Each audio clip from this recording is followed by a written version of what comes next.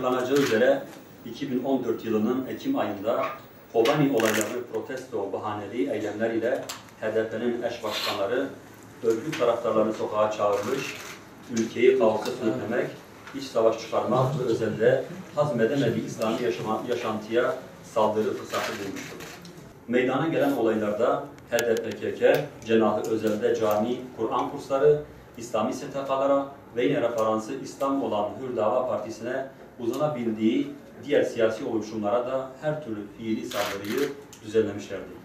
Saldırılarda taş, sopa, satır, silah, delici ve kesici, akla hayale gelen her türlü suç aletleriyle adeta zincirinden salıverilmiş bir şekilde ağızlarından akıttıkları salyalar ile hunharca Müslüman kardeşlerimizi şehit etmişlerdi. Gençler bir eve kıstırılarak Kürtlerin asla ama asla adet ve geleneklerinden olmayan bir ihanet ile toplu saldırı yapılıp eman verilmemiş, insanlık ve annelik duygularını yitirmiş kadınların zılgıtları eşliğinde balkonlardan atılmış, üzerlerinden araçlarla geçilmiş, vücutları yakılmaya, boğazları kesilmeye çalışılmış. Öyle ki şehitlerin anneleri de onları tanımaz hale gelmiş. Devletin sözüm ona güvenlik görevlileri olaylara müdahale etmemiş ve kayıtlara sabit olduğu gibi saldırılar esnasındaki yardım çağrılarına da duyarsız kalınmıştı. Bununla birlikte 6-8 Ekim dosyası ile alakadar yargı süreci ise FETÖ zihniyeti devam mı ediyor sorusunu akıllara getirmektedir.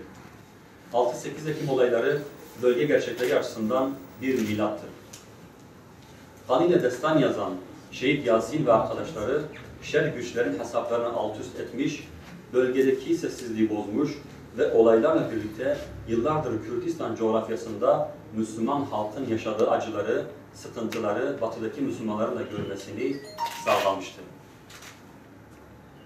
Bölgede üzerinde oynanan oyunlar 6-8 Ekim olayları ile gün yüzüne çıkıvermiştir. Müslümanlar var oldukça şu iyi bilinsin.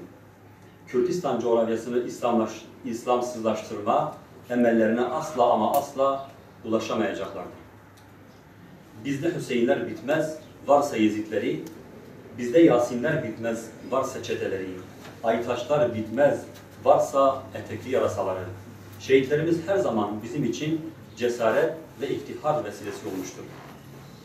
Aramızda şehit olarak ayrılan kardeşlerimiz bizim için kayıp değil, aksine en büyük kazancımızdır. Haçlı zihniyetinin maşası olan zavallılara sesleniyoruz ki, artık aklınızı başınıza alın. Emperyalistlerin kuklası olmaktan, taşeronluğunu yapmaktan vazgeçin. Müslüman halka zulmediyorsunuz.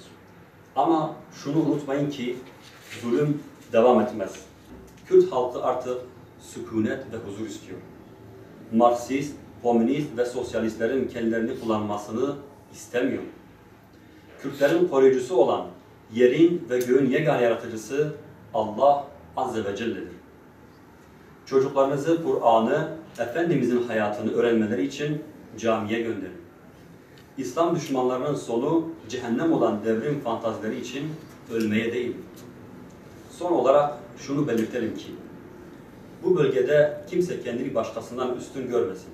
Kimse burada istediğimi yaparım ve yanıma kar kalacak diye düşünmesin. Kimsenin üstünlüğü yoktur.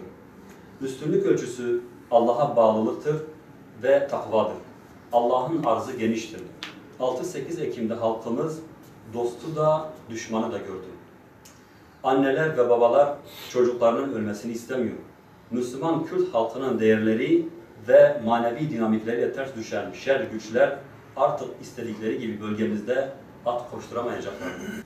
Son olarak cumartesi günü 2'den sonra Diyarbakır Ulu Camii'nde yapacağımız 6-8 Ekim şehitleri mevlid etkinliğine tüm halkımızı davet ediyoruz. Kolay gelsin. Çok teşekkür ederiz. Teşekkür ederiz.